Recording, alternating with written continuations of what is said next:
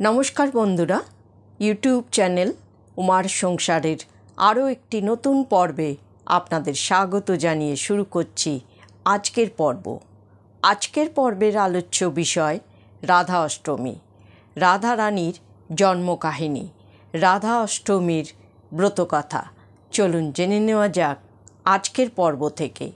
পর্বটি শুরু করার আগে উমার সংসার চ্যানেলটিকে সাবস্ক্রাইব করে বেল আইকনটি প্রেস করুন, লাইক, কমেন্ট, শেয়ার করুন।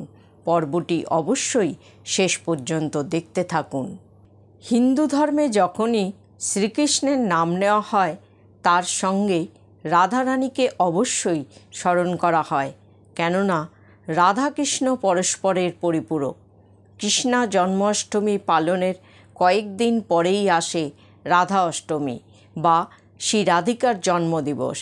রাধা অষ্টমী ব্রত ভাদ্র মাসের শুক্লপক্ষের অষ্টমী তিথিতে পালন করা হয়।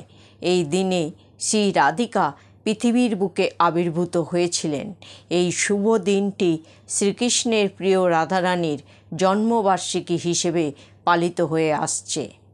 রাধা অষ্টমীর ব্রতকথা।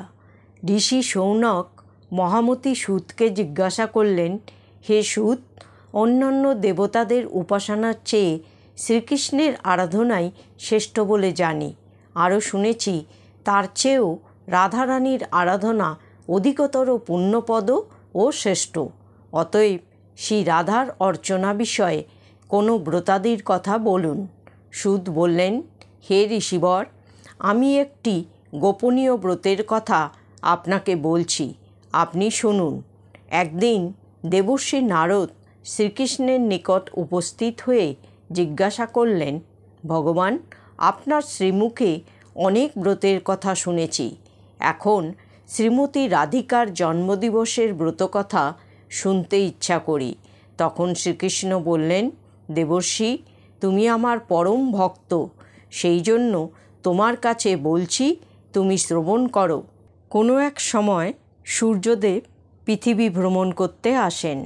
সেই সময় পৃথিবী রূপে মুগ্ধ হয়ে তিনি মন্দার পর্বতের গুহায় গভীর তপস্যায় মগ্ন হন। সূর্যদেব দিনের পর দিন তপস্যায় রত থাকায় পৃথিবী অন্ধকারাচ্ছন্ন হয়ে পড়ে। তখন স্বর্গের দেবতারা সৃষ্টি রক্ষার জন্য শ্রীহরির শরণাপন্ন হন। শ্রীহরি সূর্যের সামনে উপস্থিত হলে সূর্যদেব আনন্দিত মনে ভগবান শ্রীহরিকে দর্শন করে তার তপস্যা সার্থক হয়েছে বলে জানান।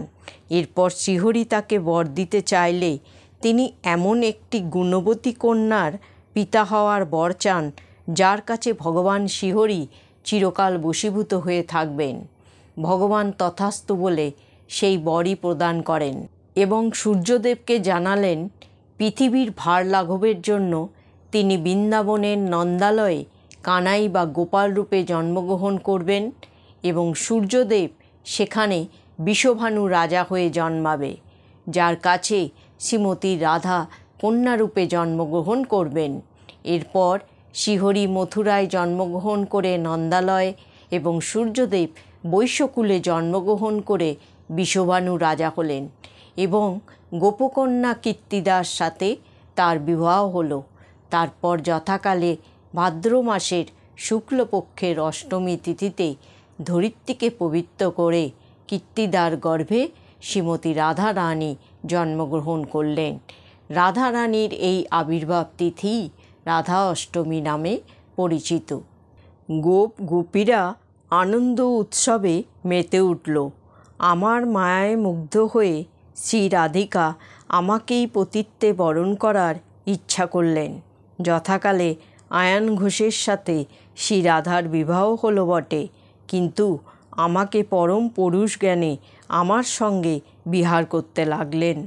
শ্রী রাধার এই জন্মতিথিতে গন্ধ, পুষ্প, ধূপ, দীপ, নৈবেদ্য ও বসনভূষণ দ্বারা শ্রী রাধার পুজো করে নানান প্রকার মহোৎসব কৌতুকাদি করতে হয়।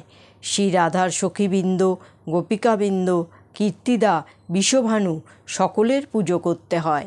তারপর ব্রতকথা শুনে সেই দিন উপবাসী থেকে পরের দিন বৈষ্ণবদের সঙ্গে প্রার্থনা করতে হয়।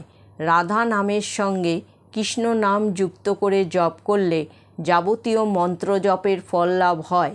তব জপে আমার যেমন সন্তোষ জন্মে, একবার রাধা নাম উচ্চারণ করলে তার চেয়ে সহস্র গুণ বেশি আমি সন্তোষ লাভ করি। এই ব্রতের অনুষ্ঠানে সব দুঃখ দূর হয় ও পরম শান্তি লাভ হয়। ধন ঐশ্বর্যে গৃহপূর্ণ হয় এবং সর্বস্থানে বিজয় লাভ হয়। ভক্তের কাছে এই ব্রতের কথা বললে সমস্ত অমঙ্গল দূর হয়, কিন্তু ভণ্ড, পাষণ্ড, ভক্তিহীন নাস্তিকের কাছে প্রকাশ করলে অমঙ্গল হয়।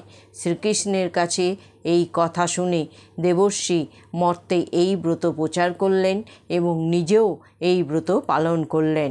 সেই থেকে প্রত্যেক বছর ভাদ্র মাসের শুক্লপক্ষের অষ্টমী তিথি রাধা অষ্টমী হিসেবে পালন করা হয়। বন্ধুরা, আপনারা সবাই ভালো থাকুন এই কামনা করে আজকের পর্বটি এখানেই শেষ করলাম। জয় শ্রীকৃষ্ণ। রাধে রাধে।